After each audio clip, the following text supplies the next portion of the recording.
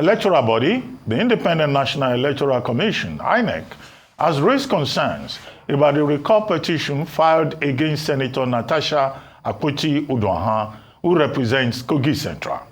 The petition, which claims that more than half of registered voters in the district want the senator recalled, has been flagged for major deficiencies that could stall the process. But what's the recall process like? Arise correspondent Somi Maduago has more details. The recall process in Nigeria has in times past been described as a Herculean process due to the stringent steps to recall a federal lawmaker. Section 69 of the 1999 Constitution as amended and the Independent National Electoral Commission's 2024 guidelines for recall outlines the procedure.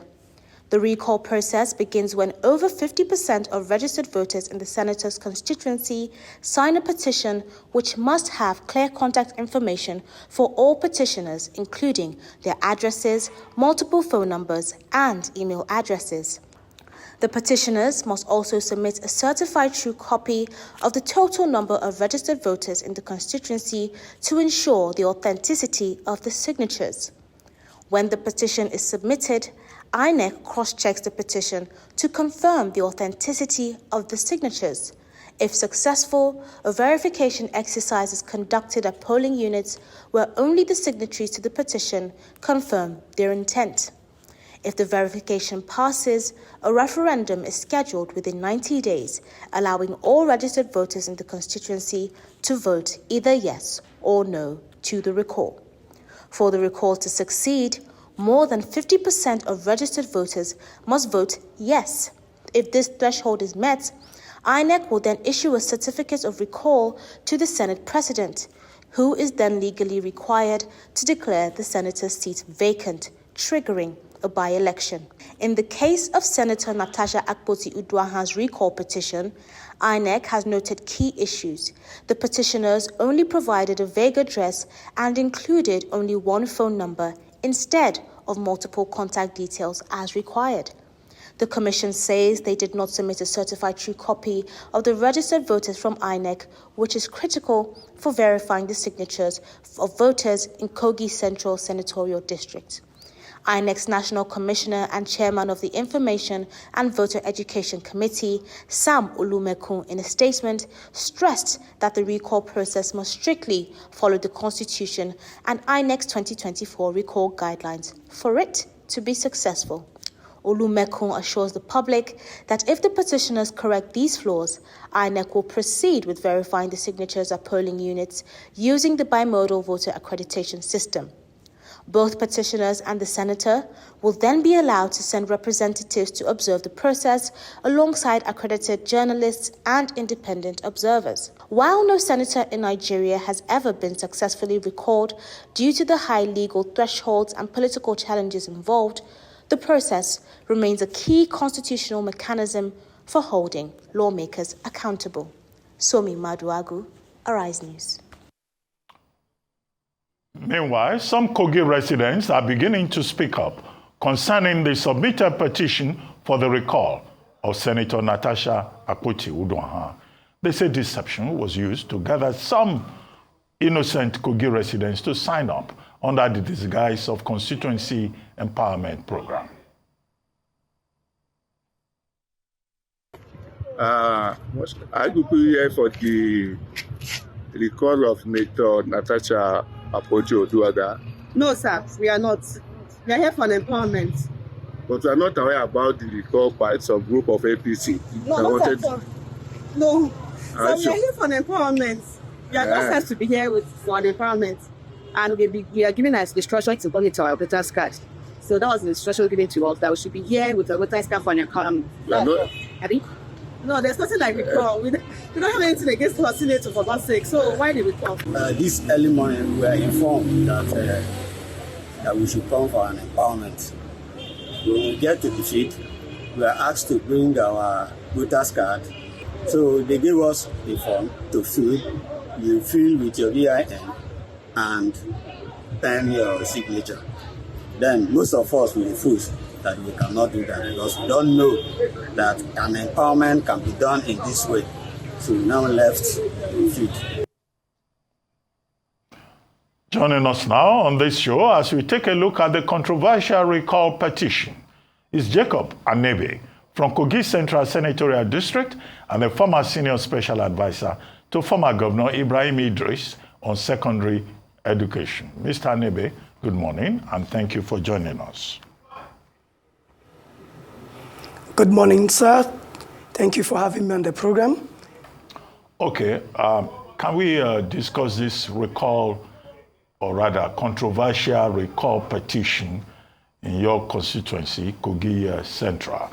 And we are hearing what was supposed to be an empowerment exercise became a recall petition writing process, and there's an allegation of deception there. Now, as someone from that senatorial district, what's your position on all of these issues involving Senator Natasha Akpoti-Uduaghan and the Senate? Thank you so much for this privilege. As a member of the community, fortunately enough, I was in town the day the purported recall or obtaining of signature will take place. The information that went around initially was that there's going to be an empowerment on agriculture and women. And they were asked to come out with their voters card and NIM. It was when we got the wind of it that the actual plan is to begin to obtain signature for the recall of the senator. Some of us went out to give this information to the people who are on the line. And right there on the spot, people begin to leave the line. Because one, they don't have any reason to recall the senator. As of today, the senator is the most performing senator that we have ever had in Kogi Central. We have had up to at least 5 senators. Even some spent 2 terms, 8 years. But I put it together. All the years, the time spent by all the senators, what Senator Natasha Akpoti-Uduaghan did within a year surpasses every one of them. As of today, a lot has been done. So we don't have any reason to call her back. She has built roads. She has given us street lights in all parts of the local government area, not just a part. If you go to Anebe, the street light is there, in Okehi, in Okene, in Ajakuta, and Ogorimagongo. Then not only that, the police station in Okehi that was built many years ago and were not in use, she has rehabilitated it, and now we have police officers there doing their work under a very good and conducive atmosphere. Talk about water provision. That one is just like going to pick something from the floor. We have water everywhere, courtesy of her, within just 1 year. Talk about scholarships. Every month, she gives us scholarship up to 2 million naira to students in higher institution. That has relieved a lot of parents from school fees and other fees to pay in their children's school. Not only that, we have youth empowerment and women empowerment. A lot has been done. And a lot of employment opportunity that came our way, she gave it to her constituents. We have had senators in the past who says employment, but she gives it to her constituents. Not less than 50 youths have been employed in various parts of our economy, and they are doing well today. So, talking about recall, it was a deceptive move that there's going to be an empowerment that makes people to come out. And when they have discovered that, no, this is not an empowerment, how can you be recalling the best senator of the year? What has she done wrong? She was sent to the Senate, and she's doing her job as expected.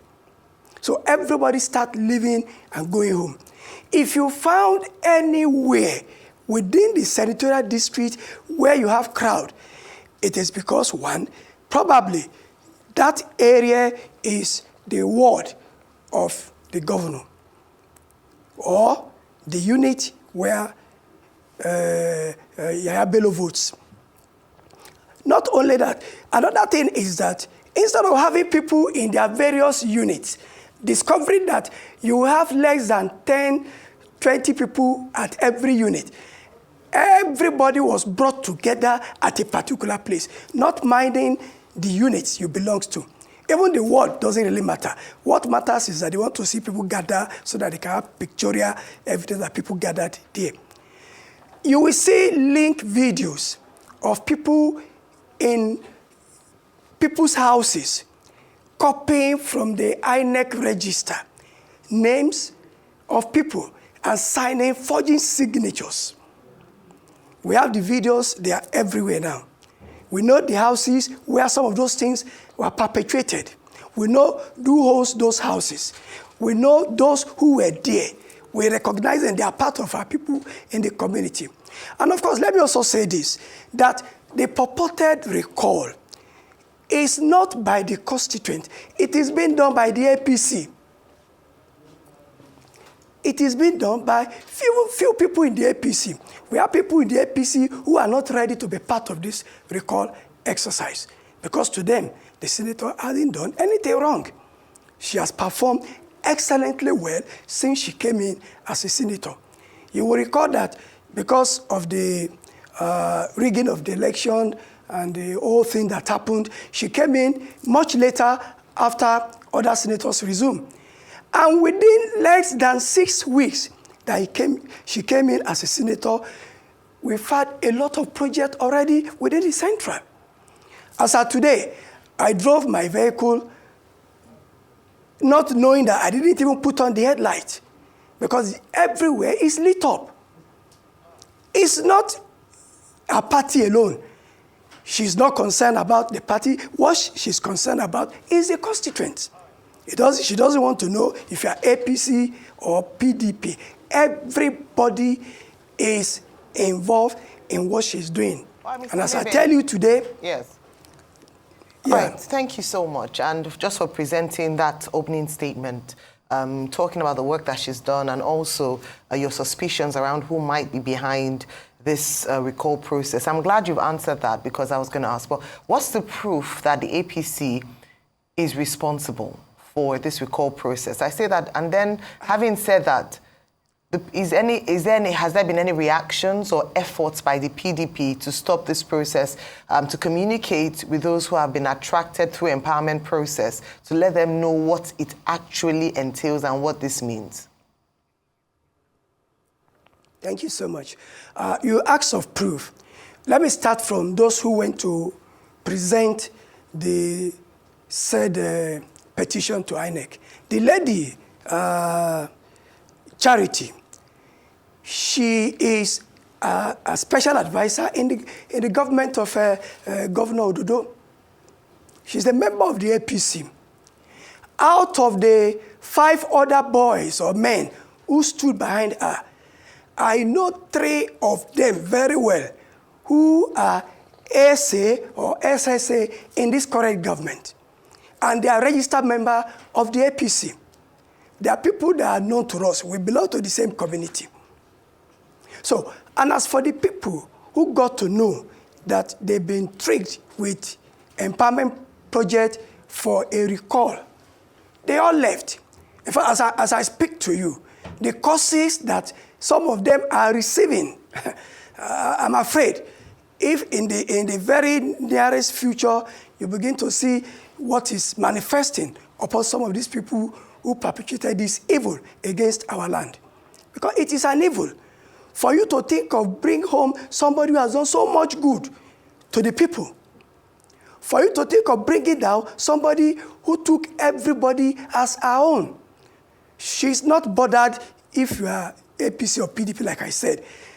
I know a lot of APC who benefited from our programs. So, and look at the figure they got for the signatory. If within 2-3 days you started the recall exercise, you can get up to 250. But remember that all the parties did vigorous campaign for 6 good months. And all we got for the election is about 110 in the entire election that brought the senator in. 54 plus for Senator Natasha and 51 plus for Ohere then. Other parties has 4,000. So how did they manufacture the excess we have now? Okay. So that's to tell you that. So hang on a minute. Let's go into more detail. You said you know the houses where that signing was taking place. Because the video, we didn't see that it was a sign and a register. Can you confirm to us that it was a signing of a register going on in the video?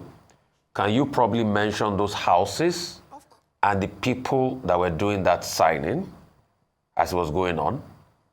There's also another story making the rounds online as regards a WhatsApp chat group called a Fair Win WhatsApp chat group where some people were lamenting that the people they gave the job to for the recall, they didn't do a good job, that how did the video circulate where people were signing? So can you confirm the homes in which those videos were involved, the people making those signings, can you confirm names? And can you confirm, was there anything as this WhatsApp group that was talking called Fairwin? We just need some facts. Thank you so much. Thank you so much. Yes, there is a WhatsApp group called Fairwin. I've seen screenshots from the WhatsApp group on social media. So I know there's a WhatsApp group. In fact, the Fairwin WhatsApp group has been in existence even before Yahya Bello became governor. It was one of the platforms they were using to canvass for him. Then the houses of people like Honorable Idris Shaibu. I have a video where you even see Idris Shaibu himself. In that very video is an appointee of the state government in Oboroke, in the Hima Oke local government area of Kogi State. The house of one lady, Deborah Aji Aisha Tomade, where some people gathered and they were signing these documents. They were copying from the INEC registered voters list, and then they were forging signatures. And a lot of other houses that I may not confirm that they were forging signatures in those houses. You have confirmation that it was signatures they were actually forging in those houses? Of course, the video is there. The video is very explicit. You know, the video was not clear, so we couldn't see what were, but we know they were writing something, but you have confirmation that they were also forging signatures. And they also had another list. Was that the INEC register that they were taking from that and writing? Do you have any confirmation on that? That was the INEC register. If you look closely at some of the videos, you can expand them on your Android phone. You will see that it is exactly the INEC register that is used to confirm voters on the day of election. Pictures are there, the VIN number is there, and the word, the unit, everything is there. That is what they were using. They were copying from that document into the sheet. And of course, since that's an INEC register and everything was there, you have evidence as regards that? It was there in the picture. Pictures don't lie. Okay. Okay, Mr. Anebe. The video is there, very clear. Yeah. Mr. Anebe. Now, I would like you to react to the position of INEC. INEC is basing its position on legal framework because this issue is basically about what the law says it is. Section 69, Section 110, both of the 1999 Constitution, Section 113, Section 116 of the Electoral Act, and then, under INEC guidelines and regulations, Section 1F. And what INEC has now said is that, look, the people who have filed this petition, they are in breach of the law because the law, Section 69, insists on verification by INEC. But no phone calls, no phone numbers, no email addresses, no contact addresses. How does INEC verify? Is it possible that these petitioners will now go back again and file their petition afresh. Is it possible? Or what do you think of INEC's position about what the law says? Yeah, I quite agree with INEC because they are actually on the right path. And that makes me happy because I want to believe that the right thing will be done on this issue. If INEC can start like this, they are starting well. And I pray they continue in this manner. I don't know if they will go back to do the correction, but one thing is obvious. When you are stealing from the pot of soup, there is no how you do it that there will not be split of soup on the floor, because you won't be able to, you will rush to get to do it because they are not doing the right thing. That is why they couldn't follow what is expected. They were in a rush to gather these names and then go and submit to INEC. And that's why they have these errors.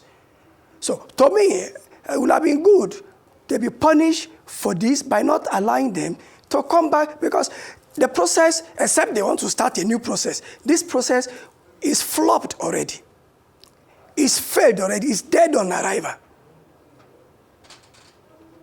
So to me, I think that on this note, INEC should not entertain anything. They said they want to go and start the process again. Yeah, well, the court already says it's within their civic rights, but if they do it wrongly, then INEC would, of course, invoke the law and say, well, this is what the law says. But thank you very much, Mr. Anebe, for joining us on the morning show.